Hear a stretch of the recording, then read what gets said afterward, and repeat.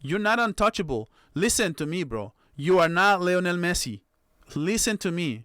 You are not Lionel Messi to be angry to be coming off the pitch. And Lamine Yamal is making me it's making me a little frustrated. All right, everybody. Barcelona takes care of business at the Camp Nou in the Champions League.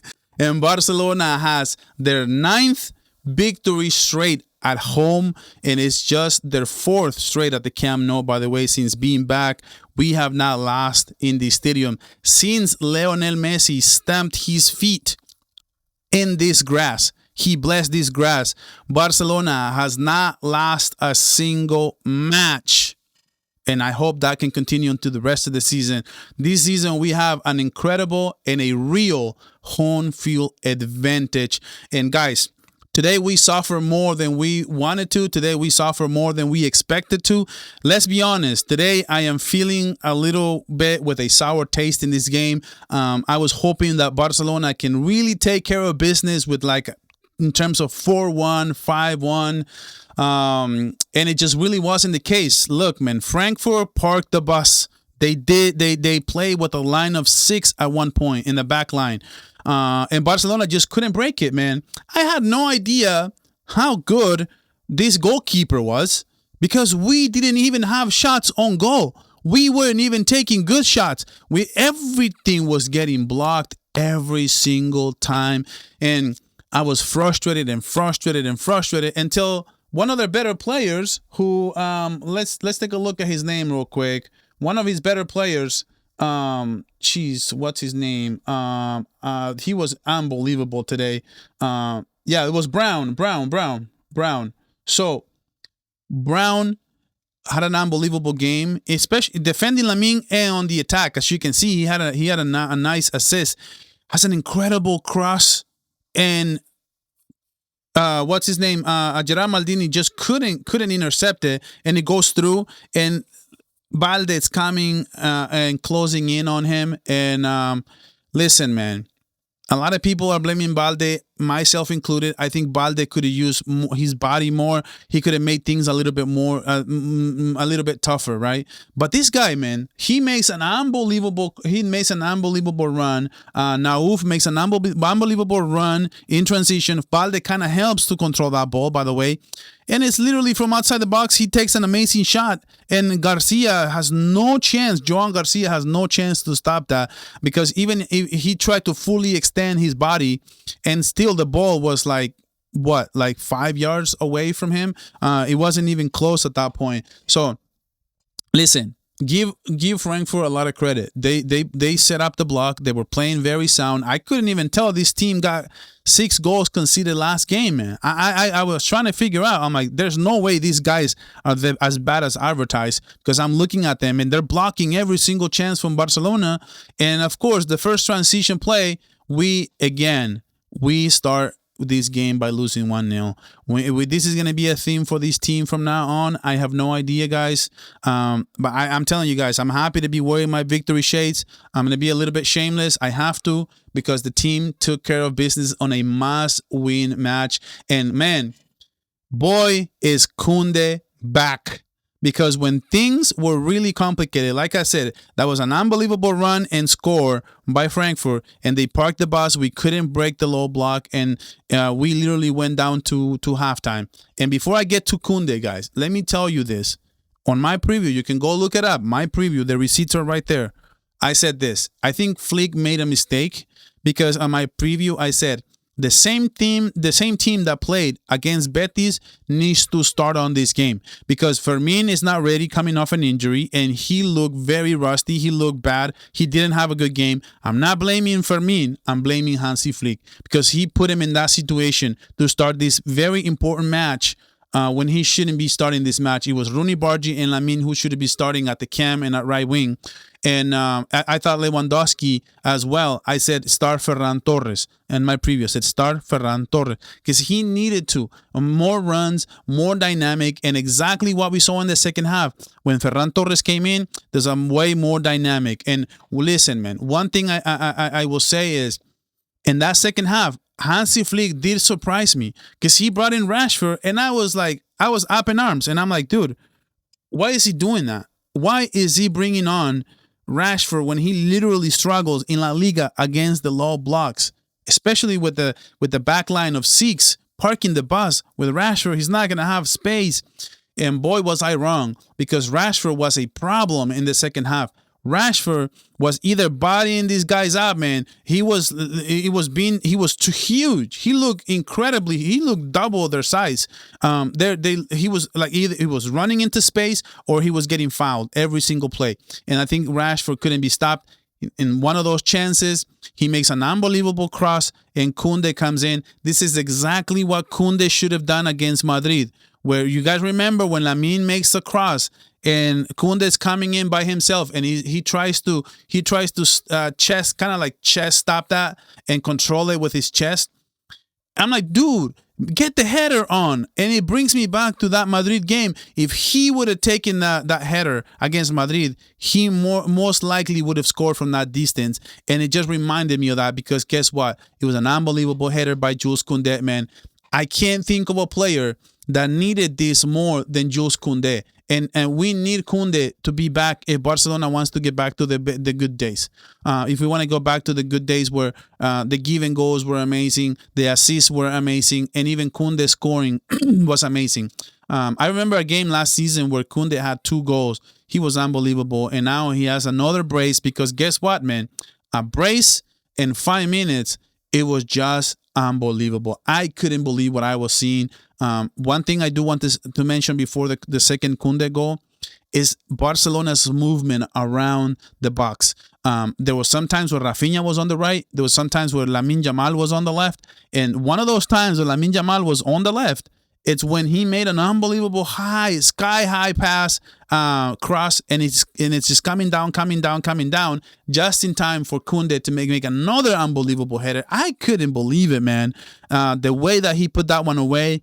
The second one, the first one was just an amazing header. The second was an unbelievable header, man. I hope people understand how difficult it is to make that type of header like that and to put it in the back of the net. And we were lucky at that point to get a 2-1, which seemed to me the 53rd minute. Now, the story of this game was Barcelona not playing a good game.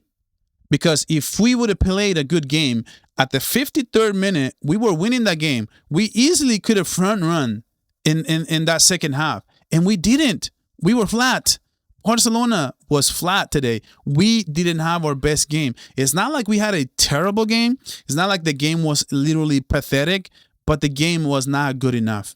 And we can tell, because this Barca team had 2 other chances. One, Ferran, which I can't blame him too much because didn't have the great angles, but he was trying to at least. One thing I was saying is at least Ferran is taking shots on goal.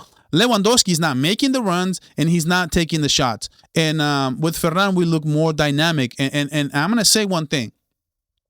And I said this already with Fermin. I said, play Fermin until the rest of the season and bring Olmo off the bench from now on, no matter what. Guess what?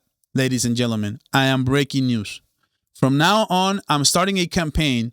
Start Ferran Torres from now on until the rest of the season and bring Lewandowski against tired legs. Because Lewandowski is literally a liability. And I know people are going to be in the comments, he holds the ball. He opens up lanes. Yes, an elite striker can open up lanes for the wingers. An elite striker can hold the ball. But you can see how much more dynamic we were with Ferran Torres, right? I suggested us to start with Ferran. I don't think we would have been in this pickle if we would have started Ferran, if we would have started Rooney Bargi and Lamine at the camp. I think we would have been more dynamic and we would have seen more runs, and at least we would have had more shots and more opportunities, but we just didn't have any more opportunities. I didn't think Rafinha had the best game, but one thing I do want to say is, like I said, that this movement from the front 3 is amazing. I love to see it. Like sometimes Rafinha is in the middle. Sometimes he's at the left wing. Sometimes at the right wing. And Lamine Yamal is the same. They're moving around and they're finding these crosses, like the Rashford one, like the Lamine Yamal off the left, finding Jules Koundé. That was just beautiful. That's how you make things happen, especially against low block teams. Now, like I said, man. At least we got it right now. Let's take a look at the table because, like I said, right now we are This is why I'm very bummed out that we didn't get more goals against better teams because, like I said, look, man, it's right here. If we would have gotten more, let's say we would have won this game 5-1 instead of 2-1, we would have won 5-1. That means we would have had a point differential of +3. If we would have a plus differential of +6, I'm sorry, that would have taken us all the way up until the 11th spot. We would be above Chelsea right now if we would have scored 3 more goals. And I think we definitely could have. I think Rashford was wasteful on yet another one-on-one, and I'm thinking, how did you miss that, bro? Like, how did Rashford miss that chance again? Another one-on-one, and it was almost like a 4-against-1 and a goalkeeper, and he takes a shot, the keeper saves it, but maybe he would have found the pass or just finish the damn play, bro.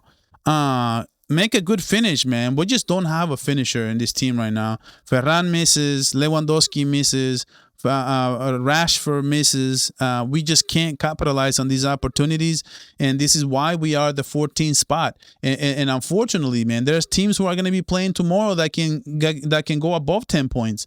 So that's not great.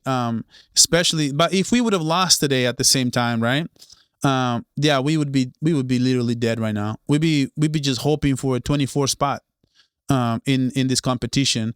With this win, we basically guarantee a playoff spot, and but we definitely can be a top 8 club if we win the next 2 matches and score as many goals as possible. That's the only way we're gonna be able to be good. Now. Before I go, guys, I do want to get my thoughts on the referees and the UEFA. Look, man, UEFA. If the offside position is close, I understand. I understand that you are trying to you're just letting the play go on. If it's close, I get it. It's a close call. Let the play go on, and we'll review it later. But if it's a fair, obvious offside position, what is the point of making this rule and just let the play go on until the end of the play? Let the play just run its course. Because we saw what happened to Militao in this game against Barcelona against Frankfurt. We saw way too many times where everybody knew it was offside, but the lineman wasn't bringing up the flag. 2 times the main referee had to blow the play dead because the lineman wasn't raising the flag. And I'm like, bro, the main referee knows his offsides, and he's just not raising it, so he's just calling the play dead. Like, dude, look at what happened to Militao the other day. We don't want to see players getting injured and just wasting time off just wasting a play, man. Like, why let the play develop? That's no good. If the play is close, I totally 1000% agree with it, and I'm all for it. The fact that players don't, the fact that they're letting the play go on, right? And at that point, man, you know what? I get it. So I just wanted to say that. Let me know in the comments what you think about that. One other thing I want to say is I hated Lamine Yamal being upset for getting subbed off. He didn't have the greatest game. He does have the assist, but he could have played better today. And the fact that he's coming off at the end of the match when there's literally 5 minutes left in the match, and you're upset because you're coming off the pitch. You know how bad that is for your teammates. Rooney Bargy coming in, like, dude, Rooney Bargy getting 5 minutes is a problem for you. What is the problem, bro? You're not untouchable. Listen to me, bro. You are not Lionel Messi. Listen to me. You are not Lionel Messi to be angry to be coming off the pitch. And Lamine Yamal is making me it's making me a little frustrated sometimes because he'll do this. He did this. I counted. It was 4 times he did this. Okay. So he has the ball on the edge of the box on the corner, and he does this thing where he taps it in and it goes inside the box, and he's leaving the right back Brown in the dust. And he literally can bring a diagonal cross, or he can do just a perfect cross into the back post. Let's see if Rafinha can get there. And what does he do? He cuts back inside. And at that point, guess what? Brown is making a great defensive play on him because he is trying to cut back inside. I'm like, dude, why are you trying to come back inside, try to be cute, and just take the player on twice when you already did the job. You're already there inside the box with space, with room. You can make the cross, you can do whatever you want, and you do the worst thing possible. You try to cut inside, and that was going either to corners, to throw-ins, or it was just Brown in transition hitting us back. And that's the one thing that it just really irritated me today, and that's the one thing that I just wanted to just clear the air on that. And now another thing, honorable mention that I have is Pedri was unbelievable today, man. There's players who get paid for defensive plays. There's players who get paid for recoveries. There's players who get paid for controlling the pitch. Pedri does all of those things at a world-class level, man. He's unbelievable. And he's skinny dude. How does he get so many recoveries, man? The off-the-ball things from Pedri are the most amazing thing for me. And I know people, Pedri does the basics. Pedri does the basics. Dude, Pedri does a lot more than the basics. He does everything. The way he sweeps, the way he attacks the space, the way he cleans up the room. He makes everything look so easy, man. I thought he was unbelievable today. I think he needs to get a lot of credit for today's game, to be honest. And oh my goodness, did you guys see Maldini's shot, man? If that goes in, man, I'm turning off my TV, bro. I'm turning off my TV. I'm just gonna turn it off because this was an amazing shot, and I think Gerard Martin is very underrated when it comes to this type of players. I'm sorry, I was reading a text. It's so underrated when it comes to this type of shots, and I think he was great today. I love to see the kind of game that he had today, Gerard Maldini, and I'm a little frustrated with Cubarsí. Let me know how you guys feel about him. I feel like I wish we had another player like Araujo playing in good form so that we can bring Cubarsí off the bench at this point, because he was making that terrible. He should have just cleared at the end of the match, and it was a terrible clear. It was a terrible clearance, right? And that terrible clearance, it ended up in Frankfurt outside the box. What if they scored in that moment? Then we're talking about a pathetic performance.